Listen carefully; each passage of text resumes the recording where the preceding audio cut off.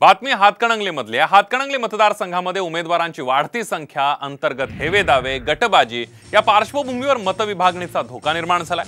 मतविभागणी कशा पद्धतीने होणार यावर निकालाचं चित्र अवलंबून असेल। पाहूयात या मतदारसंघावरचा एक स्पेशल रिपोर्ट। हातकणंगलेत कोणाला हात कोणाचा घात। मवियाला शेट्टींचा आणि महायुतीला पाटलांचा धसका। मत विभाजनानं कोणाचा होणार गेम। हातकणंगले लोकसभा मतदारसंघामध्ये पंचरंगी लढत निश्चित आहे।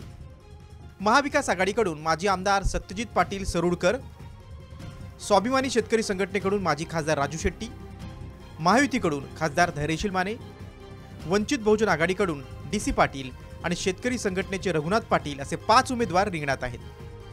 मागील लोकसभा निवडणुकीत मतविभाजनाचा फॅक्टर शिवसेनेचे उमेदवार धैर्यशील माने यांच्या पथ्यावर पडला होता।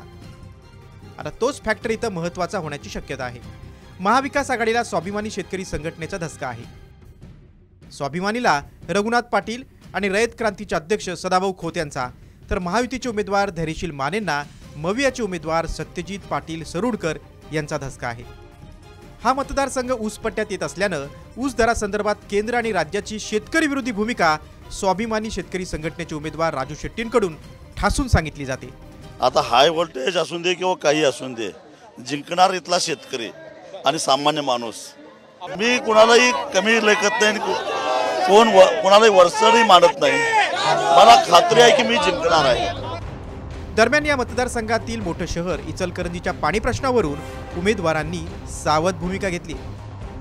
इचलकरंजी सारख्या मोठ्या शहरात नेत्यांच्या सभा घेण्याचे नियोजन स्थानिक पातळीवर सुरू आहे। इचलकरंजीचे अपक्ष आमदार प्रकाश आवाडे यांनी उमेदवारी जाहीर करून बंडखोरी करण्याचा प्रयत्न केला, मात्र मुख्यमंत्री शिंदे यांनी रातोरात आवाडेंचं बंड थंड केलं। पण शेवटच्या दिवसापर्यंत हा टेम्पो ठेवणं महायुतीला कठीण आहे।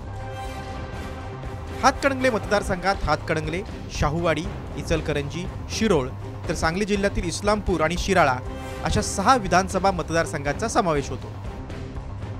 शाहूवाडीत जनसुराज्याचे विनय कोरे, हातकणंगलेत काँग्रेसचे राजू आवाळे, इचलकरंजीत प्रकाश आवाडे, शिरोळमध्ये राजेंद्र पाटील यड्रावकर, इस्लामपूरमध्ये जयंत पाटील आणि शिराळ्यात मानसिंग नाईक हे आमदार आहेत। हातकणंगलेची निवडणूक ही आजपर्यंत तरी दुरंगी स्वरूपाची झाली होती। यामुळे निवडणुकीचे आडाखे बांधणे सोपं होतं।